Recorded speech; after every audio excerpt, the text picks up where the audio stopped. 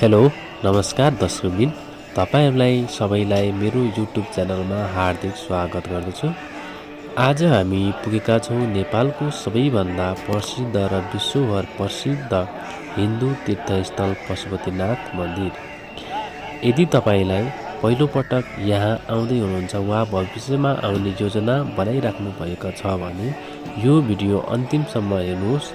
आज म तपाईलाई पशुपतिनाथको इतिहास, धार्मिक महत्त्व, दर्शन गर्ने तरिका, वरिपरिको वातावरण र केही रोचक तथ्यहरू देखाउन चाहन्छु।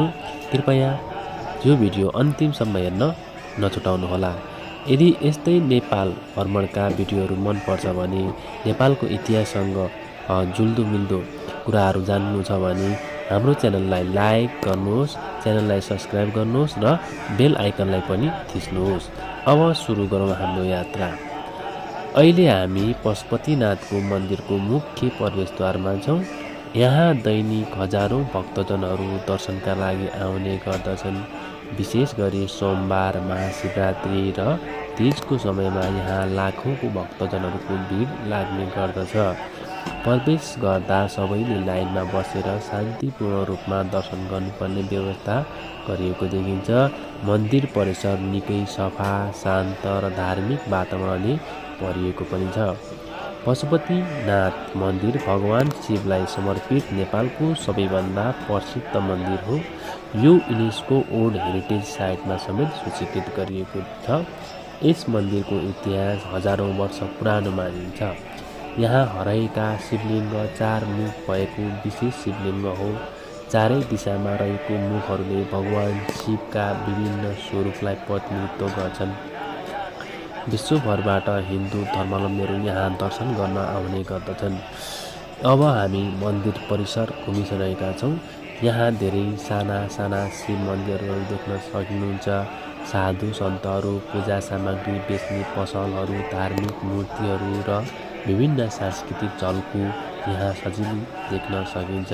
यदि तपाईलाई बिहान आउनुभयो भने वातावरण निकै शान्त हुन्छ। साँझ आरती हुने भएकाले त्यहाँको दृश्य निकै आकर्षक देखिन्छ। यो पशुपतिनाथको छेउमा बागमती नदी बहँदै गएको देख्न सकिन्छ। यो नदी हिन्दू धर्ममा अत्यन्त पवित्र मानिन्छ।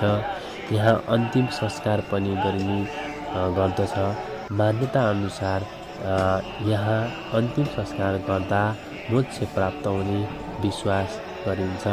त्यसैले यहाँ आउने सबैले धार्मिक श्रद्धाका साथ यो स्थानलाई सम्मान गर्दछन्। अब केही रोचक तथ्यहरूबारे तपाईहरुलाई जानकारी दिलाउन चाहे। कृपया शान्त भएर सुनिदिनुहोला।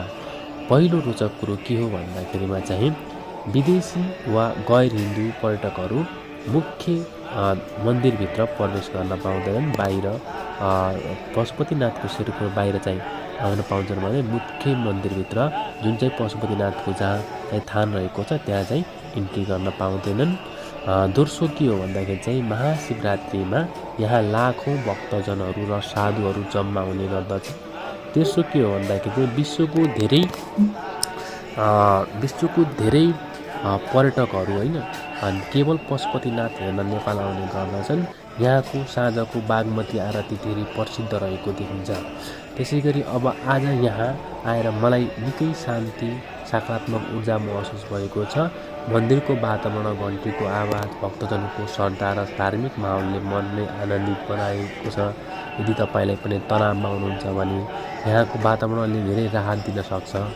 यदि नै थियो आजको पशुपतिनाथ भ्रमण। यदि भिडियो मन परे भने लाइक गर्नुहोस्। यदि यस्तै खाली नेपालका सुन्दर ठाउँहरूको भिडियो हेर्ने को लागि च्यानल सब्स्क्राइब पनि गर्न नभुल्नुहोला। कमेन्ट गरेर भन्नुहोस् तपाईलाई अर्को कुन ठाउँको भिडियो हेर्न चाहनुहुन्छ। हेरेर साथ दिनुभएकोमा धेरै धेरै धन्यवाद। फेरि अर्को नयाँ भिडियोको लागि भेटौँला। जय पशुपतिनाथ, हर हर महादेव।